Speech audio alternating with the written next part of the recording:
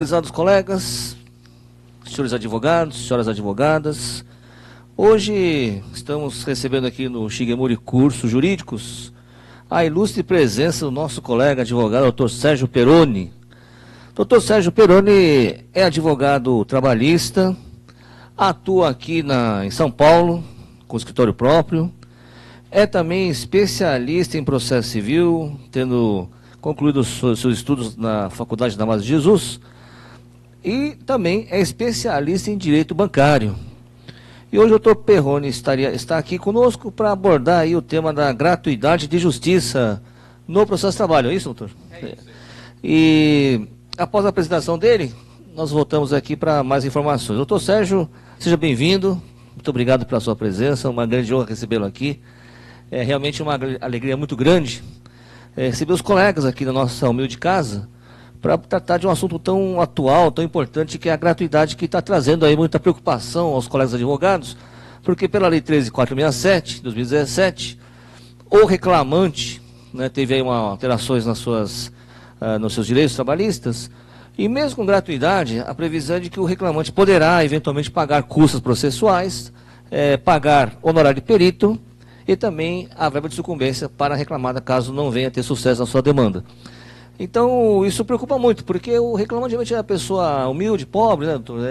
Desempregada, tentando receber o que não lhe foi pago, e por algum motivo acaba não conseguindo, ainda arca com o ônus, tem que pagar mais uma despesa. Isso é uma coisa assim, a meu ver, inimaginável, né? Cobrar um valor do desempregado que tentou receber o que entendia por direito por seu trabalho. Mas, enfim, nós temos que acatar a legislação e estudar as minúcias pormenores para poder atuar de forma adequada no processo trabalhista.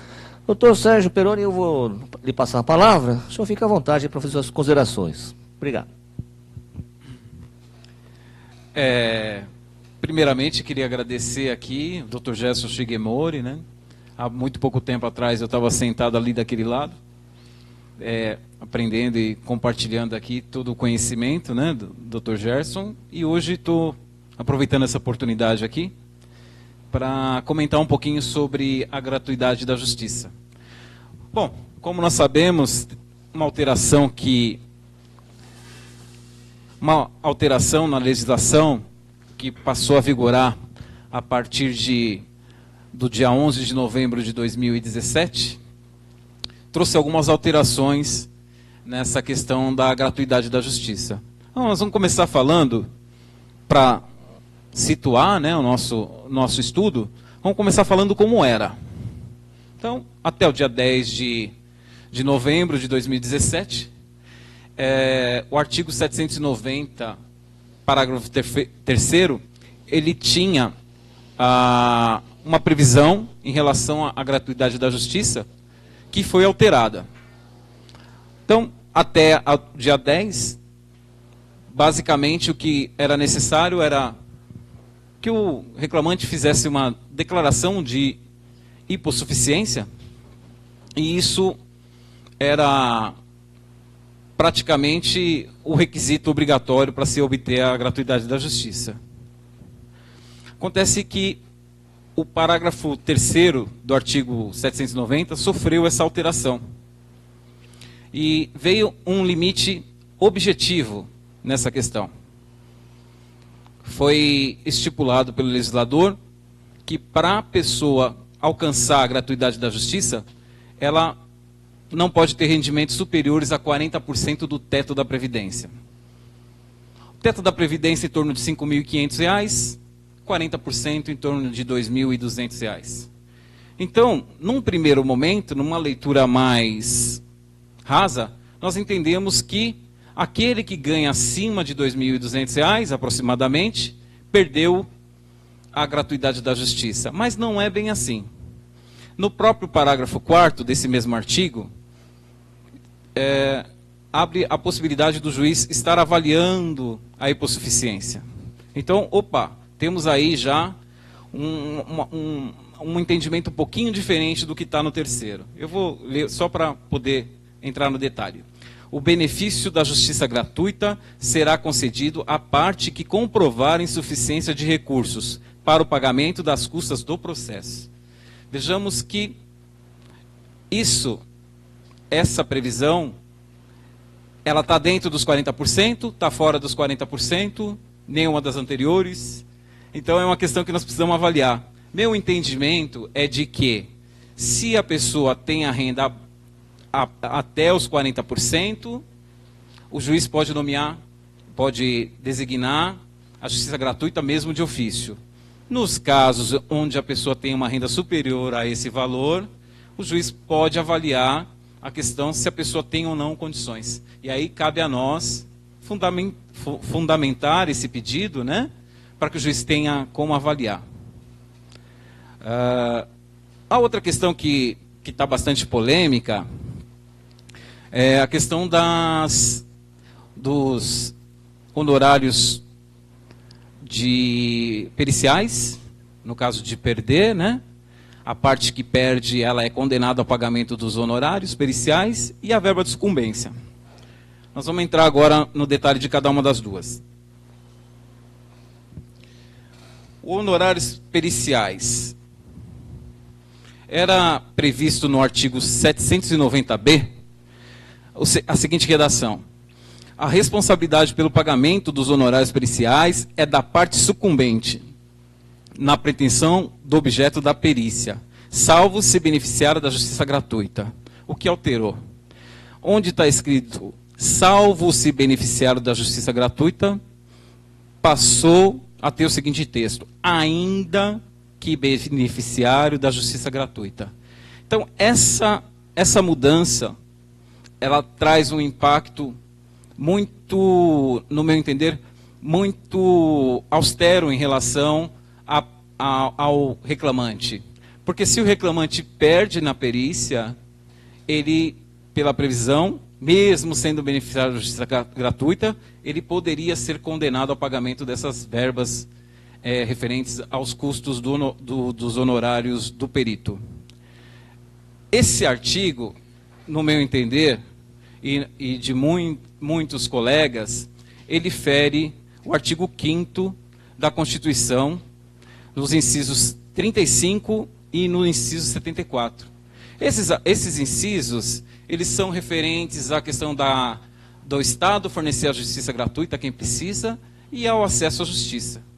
Nós sabemos que um dos motivos da entrada em vigor dessa legislação tem a ver com o volume de processos veiculado diariamente, que o Brasil é recordista em processos trabalhistas, enfim.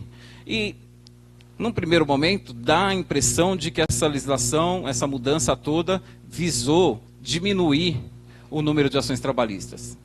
Bom, aqui no Brasil a gente tem algumas peculiaridades, né? Eu tenho um amigo que diz para mim que aqui no Brasil, quando o cachorro está com pulgas, mata-se o cachorro, né?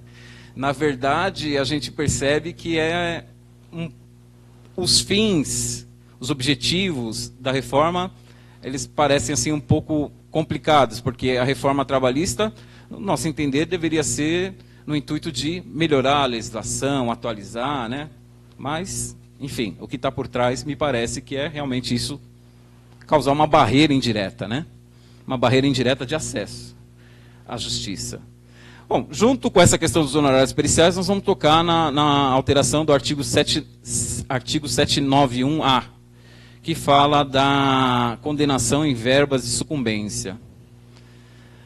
Para nós, advogados, né, veio essa alteração, onde o artigo prevê a condenação da parte perdedora ao pagamento de verba de sucumbência, que vai de 5% a 15%, a ser avaliado pelo juiz, conforme o zelo, a dedicação, enfim, as questões que nós já sabemos.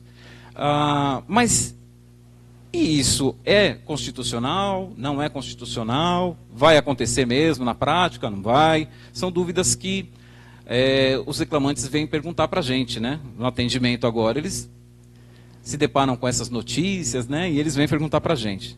Aí nós demos uma pesquisadinha para saber como é que está o andamento disso, né? Primeira questão que acho que vale a pena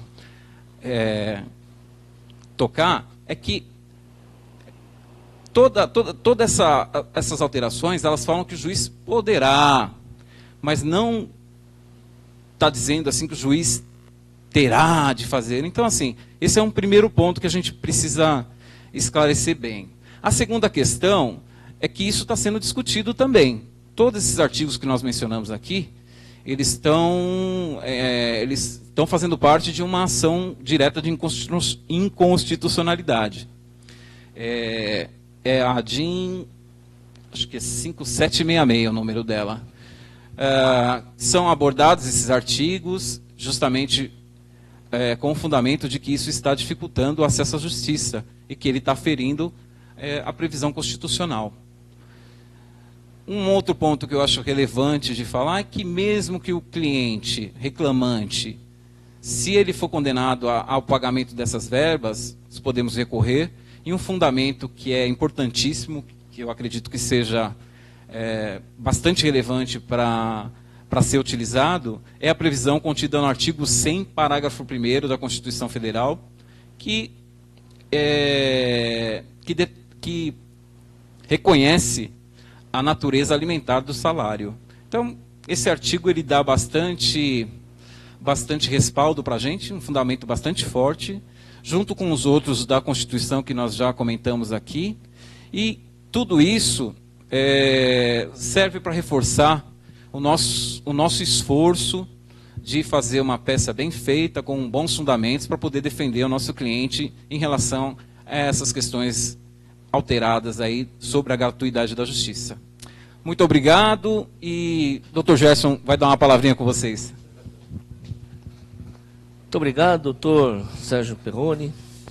Realmente é muito interessante esse tema, porque ninguém quer pagar, todos querem receber, né, doutor Sérgio? Essa é a verdade. O reclamante só quer receber, não quer pagar nada, e a reclamada não quer pagar nada. Então, surge aí uma situação bastante interessante. Com relação a essa gratuidade aí, eu particularmente acho que diminuiu um pouquinho os processos trabalhistas, porque ainda é uma coisa nova, né, recente, e os advogados estão estudando a situação, se precavendo, vendo qual é a melhor saída. Mas eu entendo que daqui a pouco isso não vai ser motivo para impedir o acesso à justiça daquele empregado que não recebeu seus direitos trabalhistas, né? Realmente diminuiu bastante as distribuições, em torno de 70% houve uma diminuição, distribui-se hoje em torno de 30% do que era distribuído em novembro, antes da reforma, mas eu creio que daqui a pouco a justiça vai se posicionar, e a advocacia também, e voltaremos aí a buscar realmente o direito de quem não recebeu, não é verdade? Só acho que prejudicou muito essa reforma em relação a novos processos trabalhistas pelo reclamante? Olha, doutor, algumas pessoas, elas vêm com dúvidas, né? Principalmente aqueles que estão trabalhando. Aqueles que estão trabalhando, que têm uma renda um pouco mais alta, às vezes eles vêm com um pouco de insegurança, porque viu veicular na internet, ou recebeu alguma notícia de alguém que foi condenado e tal. Mas, apesar disso, o que eu tenho passado para os meus clientes é que, assim, se você tem convicção daquele direito seu que foi violado, não tem por que você não entrar para defender esse direito. Porque, mesmo que no risco da condenação, mesmo que ocorra, nós temos toda a estrutura jurídica para poder buscar essa reversão, né? Então é isso que eu tenho passado. Agora, o reclamante que está desempregado, primeiro que se ele já não tem renda, então ele não tem a questão dos 40% do teto, né? Facilmente comprovado. Os demais a gente tem conversado nesse sentido. Isso. Muito bem. É um tema ainda muito polêmico, que requer bastante estudo. Vamos voltar a discutir isso em outros contatos, outras oportunidades. E agradeço muito a sua vinda aqui, né, a sua abordagem muito técnica, muito precisa. E fico muito agradecido mesmo. Muito obrigado por ter vindo, doutor Sérgio. Obrigado mesmo, viu? Espero vê-lo novamente. Aproveitando aqui o finalzinho, só queria divulgar aqui um curso de justa causa e dispensa indireta, que nós vamos elaborar dia 28 e 29 agora de março, das 19 às 22. É um curso que vai abordar toda a parte de justa causa do 482 e a dispensa indireta do artigo 483 da CLT. Esse curso vai ser oferecido somente online. Então, os interessados deverão fazer inscrição aqui com a Isabelle, pelo e-mail assistente2@shigemori.com.br e assistir à distância. Não teremos a parte presencial nesse curso. Espero que os senhores tenham gostado. Voltaremos aí em outras ocasiões. Muito obrigado mesmo, grande abraço, que Deus os abençoe. Obrigado.